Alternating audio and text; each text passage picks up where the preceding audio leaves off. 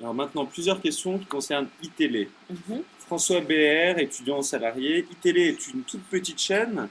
N'avez-vous pas peur de devenir invisible ou est-ce le but?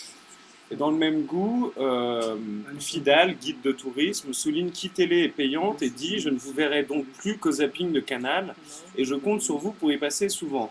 Donc là, il y a quelqu'un qui vous donne un poème, qui vous dit un poème, euh, qui, euh, qui donne, qui a du sens. Enfin, il y met un message. C'est Spline l'Ancien, manant de passage sous le soleil, qui dit: Or, donc vous déplûtes et vous vous fîtes virer. Bon, maintenant la lutte va pouvoir commencer. C'est sur iTélé avec Bétou des échos qu'il faudra pas, Audrey, que vous lâchiez le morceau.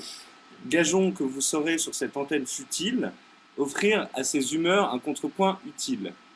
Et enfin, une question de Veum, doctorant, qui résume un petit peu les sentiments de tous les lecteurs qui parlaient d'ITélé.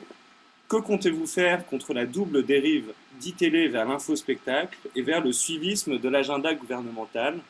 Est-ce que Bétou, dont tout le monde connaît les sympathies, est là pour vous brider? Alors là, si j'étais quelqu'un qu'on bride, ça se saurait. iTélé n'est pas une chaîne payante, iTélé est sur la TNT gratuite. Et par ailleurs, la première question, je me souviens plus. Oui, pourquoi je vais. Est-ce que je veux devenir invisible? Non.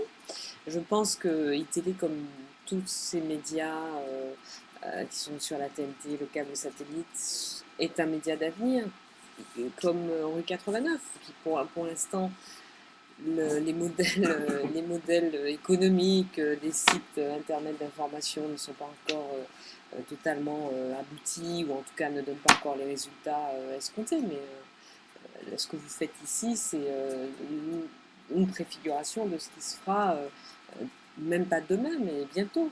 Donc voilà, moi j'ai choisi un média dont j'avais la sensation qu'il était un média d'avenir, qui se transforme, qui va bouger, qui va être plus dynamique que la chaîne généraliste dans laquelle j'étais, même si j'avais une audience, je sais pas, 10, 15 ou 50 fois plus importante.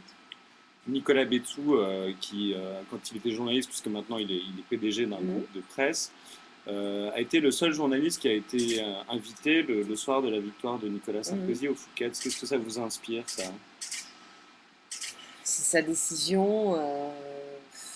C'est sa décision, et je crois qu'ils se connaissaient depuis longtemps, ils ont des relations amicales.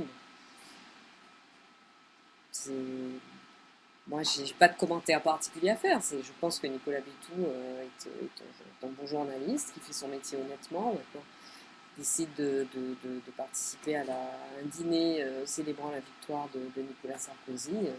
C'est une décision qui lui appartient.